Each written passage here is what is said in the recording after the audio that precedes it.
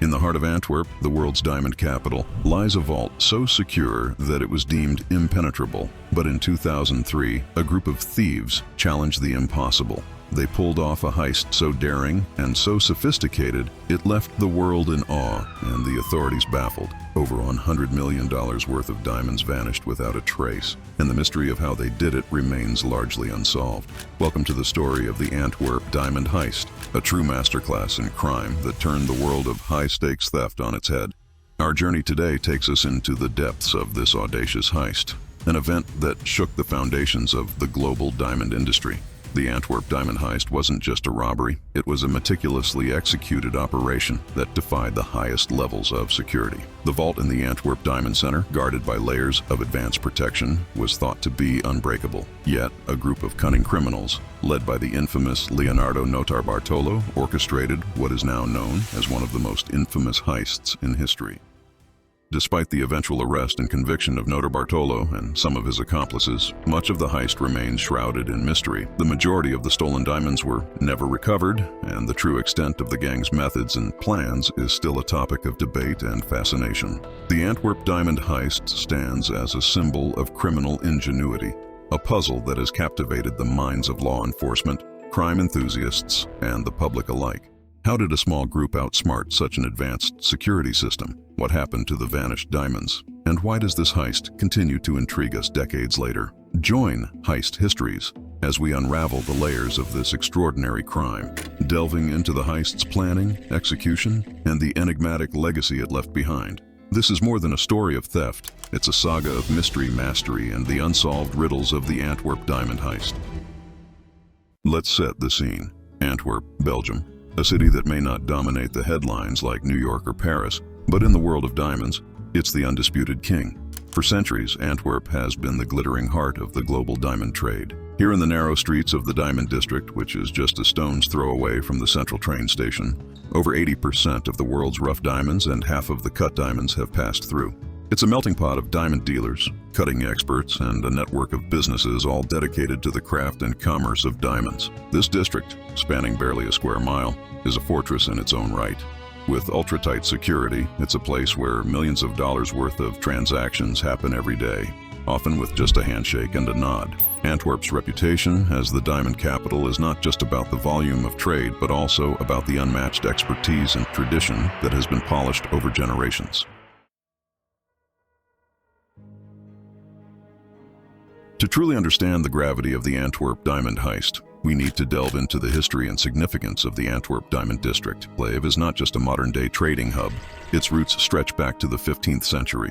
Antwerp's rise as the diamond capital of the world was no accident. It was built on a foundation of skilled craftsmanship, a strategic location in Europe, and a robust network of traders and artisans. For centuries, Antwerp has been synonymous with diamonds. The city's skilled diamond cutters have been revered for their ability to transform rough stones into dazzling jewels, setting the standard in an industry where precision and trust are paramount. This legacy has made the Diamond District a beacon for the global diamond trade, attracting buyers and sellers from every corner of the planet. Now, let's meet the key player in our story, the Antwerp Diamond Center. This isn't just any building, it's the heart of the district, a hub that houses hundreds of offices, trading floors, and, most importantly, the vault.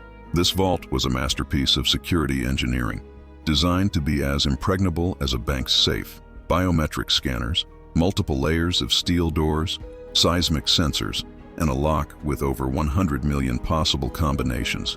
It was the Fort Knox of the diamond world, a sanctuary where the world's most precious gems were kept safe, or so it was thought. But as we'll soon discover, even the most secure fortresses have their weaknesses.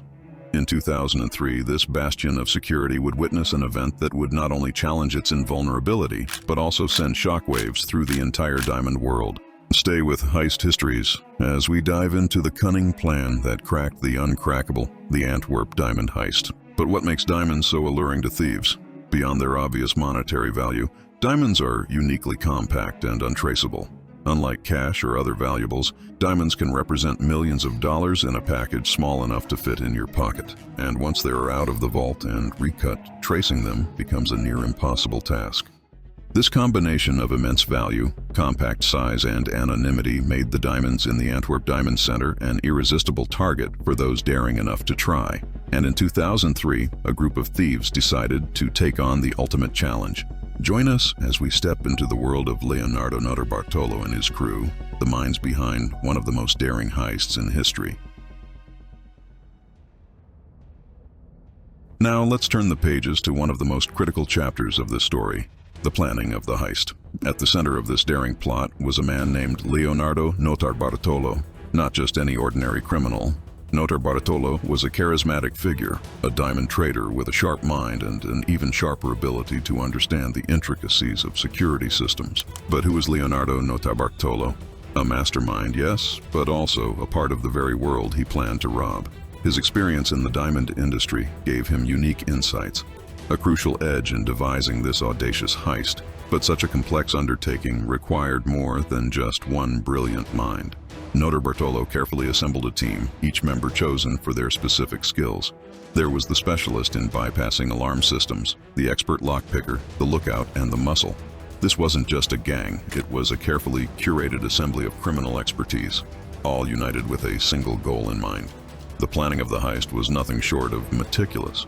Notarbartolo and his team spent over 2 years studying their target.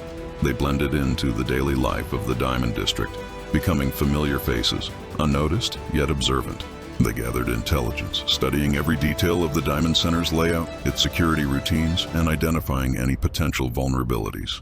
Their preparation was thorough. They rented a space in the Diamond Center, giving them direct access to study the building's inner workings. They recorded security guards' routines, mapped out escape routes, and even practiced opening a replica of the vault's lock. Every step was calculated, every detail scrutinized, leaving nothing to chance.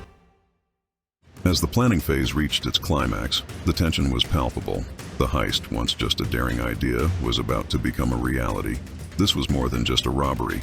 It was a challenge to the unassailable reputation of the Antwerp Diamond Center, a direct strike at the heart of the world's diamond capital. Join us as we step into the night of February 15, 2003, when Notarbartolo and his crew turned their meticulous planning into one of the most audacious thefts in history. The night of February 15, 2003, the streets of Antwerp held a secret. As the city slept, Leonardo Notarbartolo and his team were about to embark on a mission that would etch their names in the annals of criminal history. The air was tense with anticipation as they approached the Diamond Center. Their first challenge? Gain entry without raising an alarm. They had already acquired a key to bypass the main door, a critical first step achieved through their meticulous planning. Once inside, they faced a labyrinth of security measures. But this was no ordinary gang. They were prepared. They used a custom-made polyester shield to trick the heat and light sensors. In a move that seemed like it was ripped from a spy movie, they carefully navigated through the security, making their way to the vault. The vault, a fortress in itself, was their final barrier. With over 100 million possible combinations, the lock was considered unbeatable, but the team had a replica they had practiced on tirelessly. Their lockpicker, a maestro in his own right, worked his magic. After tense, breath-holding moments, the lock clicked open. They were in. Inside the vault, the sight was mesmerizing. Rows upon rows of safety deposit boxes, each holding fortunes in diamonds and precious jewels. With precision and speed, they began the task. They selectively emptied over 100 of the 189 boxes, filling bags with diamonds, gold, and other valuables. The audacity and precision of their operation was staggering. In a matter of hours, they executed what many deemed impossible. They left behind a scene that would baffle the world. The vault was breached, but the alarm had never sounded. The heist was not just a display of criminal prowess. It was a masterstroke of planning and execution. As dawn approached, the gang made their escape, blending back into the night as silently as they had arrived. The Antwerp diamond heist was not just complete, it was executed flawlessly, or so it seemed. Heist Histories uncovers the aftermath of the heist, the unraveling of the plan, and the unexpected twists that followed.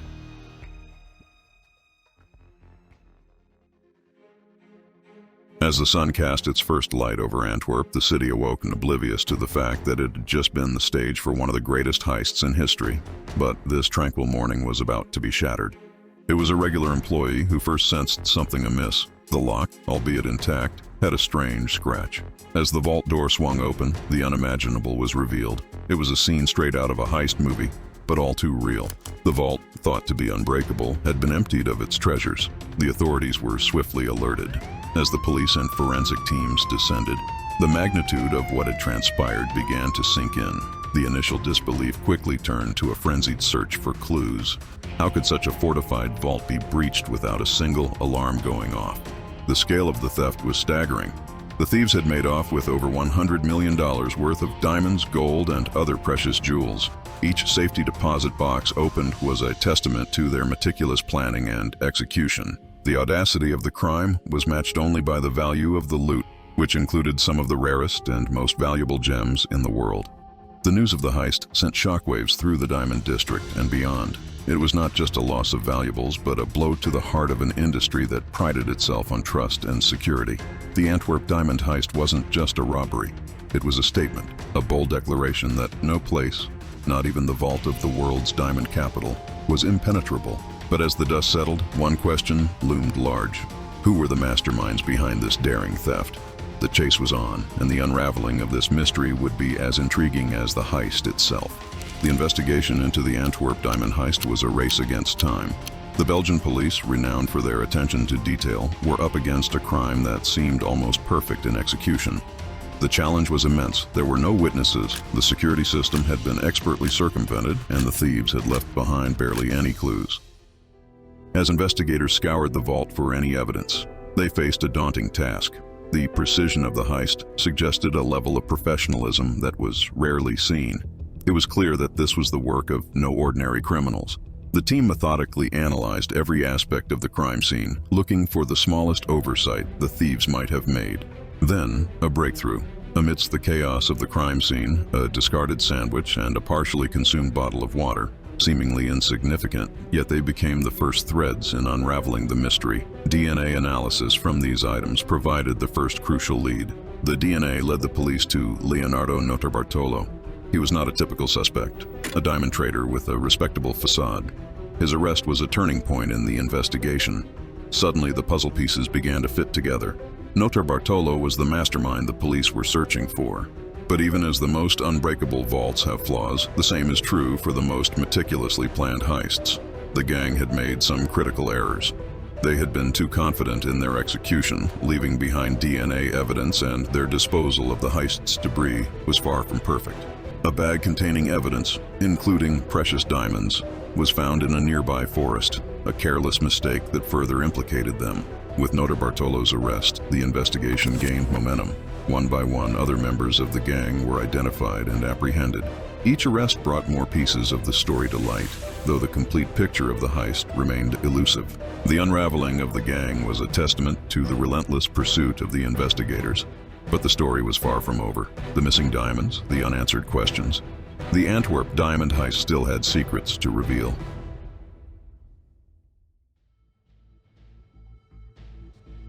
As the investigation drew to a close, the curtain rose on the next act of this saga, the trial. Leonardo Notarbartolo and his associates found themselves in the spotlight, but this time in a courtroom, far from the shadowy world of high-stakes theft they had mastered. The arrest of Notarbartolo and his gang marked a significant victory for the Belgian police. As they were led into the courtroom, the anticipation was palpable. This was not just any trial. It was the culmination of one of the most intricate investigations in criminal history. The trial was a showcase of the evidence painstakingly gathered by the investigators. The DNA evidence from the crime scene, the recovered diamonds from the discarded bag, surveillance footage, and the testimonies of experts. Each piece of evidence was like a jigsaw puzzle, fitting into the narrative of the heist that the prosecution presented. But the trial had its twists. Notarbartolo, maintaining his composure, put forth a startling claim. In interviews and statements, he painted a picture of a heist that was not just about theft, but also about deception. He alleged that the heist was part of an insurance fraud, a claim that added layers of intrigue to the already complex case. Despite his claims, the evidence against Notarbartolo and his associates was overwhelming. The court found them guilty, handing down sentences that reflected the gravity of their crime. Notarbartolo himself received a 10-year prison sentence, a testament to the seriousness of the heist. With the trial concluded and the sentences handed down, one might think the story of the Antwerp diamond heist had reached its end. But in truth, it had merely opened another chapter, a chapter filled with unresolved mysteries and enduring questions. At the heart of these mysteries lie the missing diamonds. Valued at over 100 million, these jewels vanished into the shadows, leaving behind a trail cold and elusive. Where did these diamonds go? The theories are as varied as they are fascinating. Some believe that the diamonds were gradually introduced into the market, sold off in parts across the globe. Others speculate that they remain hidden, awaiting a safe passage to re-emerge. And then there are those who subscribe to Notarbartolo's claim of an elaborate insurance fraud, suggesting that the diamonds were never meant to be sold but were part of a larger scheme. The pursuit of the missing diamonds continues to this day. Law enforcement agencies across the world remain on the lookout, hoping to find leads that could unravel this lingering enigma. The diamond industry, still reeling from the heist's audacity, has tightened its security and surveillance, making it increasingly difficult for such treasures to resurface unnoticed. But the Antwerp diamond heist leaves behind more than just the mystery of the missing diamonds. There are unanswered questions that keep this story alive in the annals of true crime. How did Notarbartolo and his team plan and execute such a heist with such precision? Were there insiders involved? What mistakes did they make that ultimately led to their downfall? The heist also challenges our understanding of crime and punishment. Notarbartolo's 10-year sentence, when compared to the scale of the heist, raises questions about the nature of justice in cases of high-stakes theft. And as for Notarbartolo himself, his release from prison in 2009 added yet another layer of intrigue. Where is he now, and does he hold the final keys to unlocking the remaining secrets of the heist? But perhaps the most intriguing aspect of this heist is what it tells us about ourselves. Our fascination with the criminal mind, our admiration for audacious acts, and our relentless pursuit of the truth. The Antwerp diamond heist is not just a story of theft, it is a narrative that challenges our perceptions of right and wrong. What are your thoughts on this legendary heist? Do you believe the mystery will ever be fully solved? Share your thoughts in the comments below, and don't forget to like, share, and subscribe to Heist Histories for more deep dives into the most intriguing true crime stories. Thank you for watching.